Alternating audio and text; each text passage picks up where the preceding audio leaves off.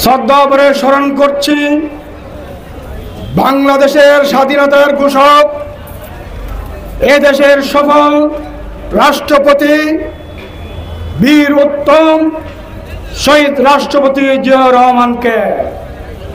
আমি শ্রদ্ধা ভরে স্মরণ করছি ওনার সুযোগ্য সন্তান আরাফাত রহমান কুকুর আত্মার মাগফিরাত কামনা করছি।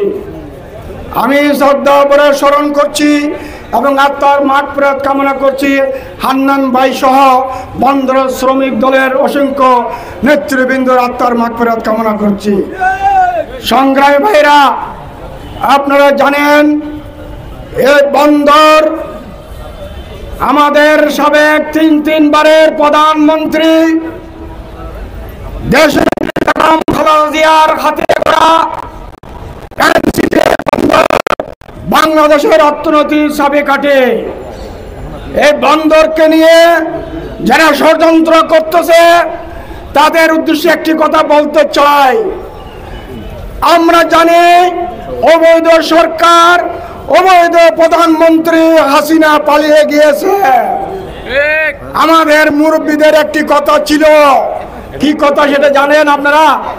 আমাদের মুরব্বীদের ভাষ্য, গাছের আগা কাটলে হবে না, গাছের শিকড় শহরে ফেলে দিতে হবে, আর না হলে এই শিকড় থেকে আবার জন্মগ্রহণ করবে তারা।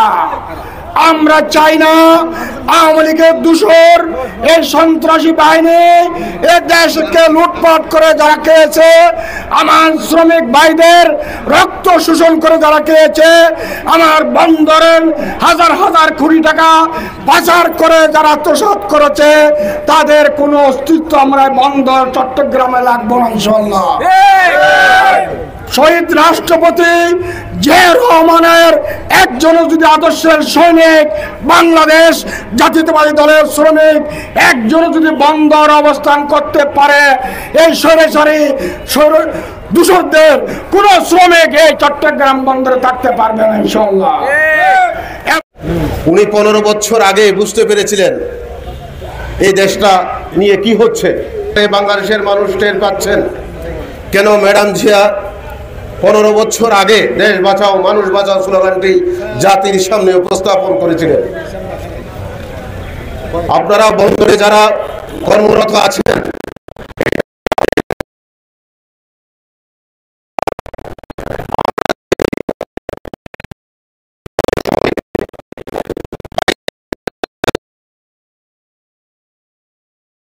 অকেজ করার জন্য তার এই ধারাবাহিকতায় আজকে আবার সৃষ্টি হয়েছে সেই বন্দর ধ্বংস করার জন্য। আমি অনুরোধ করব আপনারা বন্দরে যত সংগঠন আছে এদের সাথে আপনাদের একত্রিত হয়ে এই বিদেশিদের হাতে এনসিটিকে দেওয়ার বিরুদ্ধে রুখে দাঁড়াতে হবে।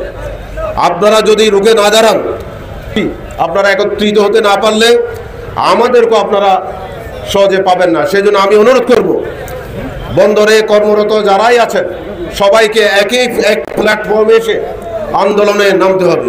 আপনাদের মধ্যে যদি বিভেদ থাকে